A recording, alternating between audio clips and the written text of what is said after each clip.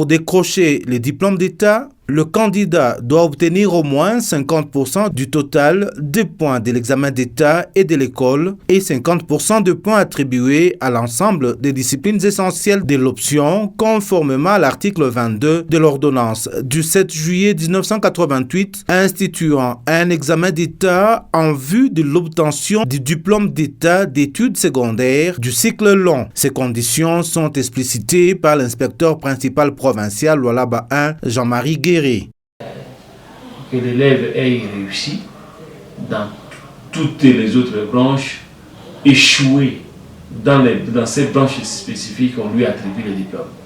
Dit qu'il a le diplôme d'État en biologie et chimie, pendant qu'il a échoué en chimie, il a échoué en biologie. Mais il a obtenu 50% dans l'ensemble des notes. L'élève ne pourra obtenir son diplôme d'État que si, d'abord, s'il réussit dans l'ensemble avec 50%, mais réussir aussi avec au moins 50% dans ces branches spécifiques, ou bien dans l'une des branches spécifiques. Donc, l'exemple est toujours de biologie-chimie. Il peut avoir obtenu 40%, 45% en biologie, mais il doit nécessairement réussir avec 50% en chimie pour qu'il puisse prétendre obtenir son diplôme d'État. Mais s'il arrivait qu'il échouait dans ces deux branches spécifiques-là, même s'il a obtenu 50% dans l'ensemble des notes, il n'obtiendra pas son diplôme d'État. Serein, le patron de l'inspection provinciale de l'EPST Lualaba 1, s'attend à voir de meilleurs résultats. Mon souci, en tant que l'inspecteur principal provincial, je ne peux quand même pas souhaiter que les élèves échouent. Mon souci, c'est de voir les élèves réussir nombreux. Et nous pensons que les chefs d'établissement, en faisant passer les élèves des classes, avaient déjà tenu compte de ces critères.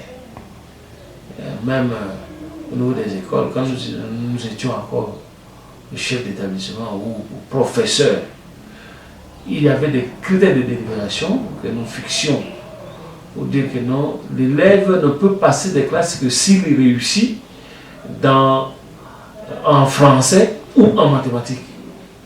L'élève qui aura échoué en français ou aura échoué en mathématiques ne peut pas passer des classes, même s'il a obtenu 50% de points dans l'ensemble.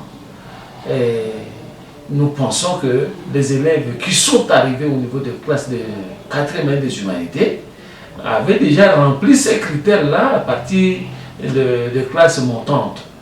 Et aujourd'hui,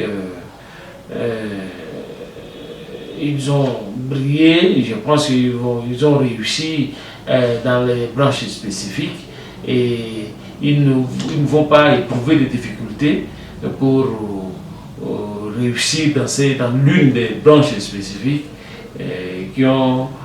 pour lesquelles ils ont été déjà évalués dans les classes montantes. Moi, je pense que avec optimisme, les élèves réussiront. Ces mesures, estiment certains observateurs, vont stimuler les élèves à reprendre le travail et à rehausser un tant soit peu les niveaux du système éducatif congolais.